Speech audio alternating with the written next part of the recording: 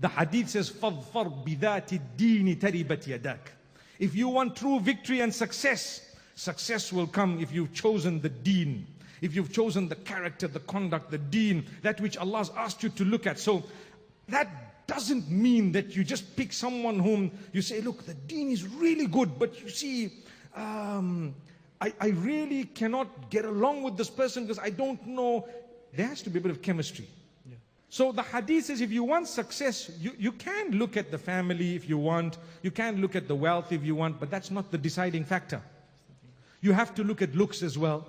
You have to look, because there has to be a bit of chemistry. I mean, I can't tell you, listen, I'm marrying you, but you know what, you're going to have to put on a niqab in the bed as well. The guy, imagine one of the guys and the wife tells you, listen, don't like what you look like, you got to cover your face. I mean, may Allah forgive us. It might be a silly example, but I'm drawing it in order to show you that there has to be a slight bit of chemistry. And then, inshallah, you get the people to confirm it, your family, inshallah, involved and so on. As time passes and you're making an istikharah, one of two things is going to happen. Either things are going to become easy or things are going to become difficult. If things become easy, that's the response of your istikharah positively. If things are going to become difficult, it's the response of your istikharah negatively.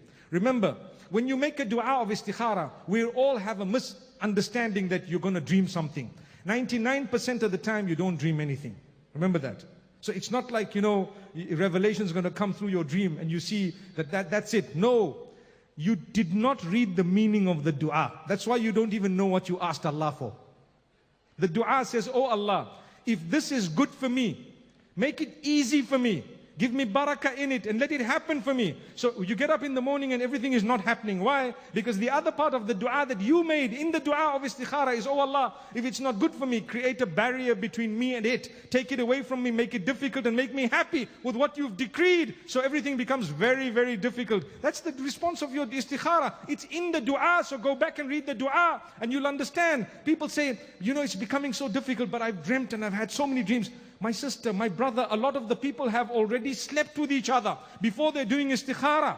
Do you not think your istikharah is going to be tainted with whatever has happened? I mean, you're crazy watching her, talking to her or him every single day, thinking that that's not going to have an impact about your dreams and everything, your thoughts and whatnot.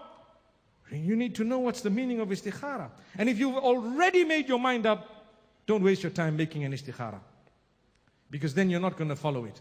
And another very interesting point is, istikharah, for those of you who might not know what it is, it's to seek the guidance of Allah regarding a matter that you are confused about. So if you're not confused about it, it's inapplicable.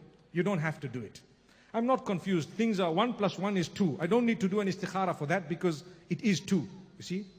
But where I'm confused, you're saying, oh Allah, I don't know, you know. Please guide me, help me. By that time, have you or have you not donated your heart? If you have, I don't see how it's applicable.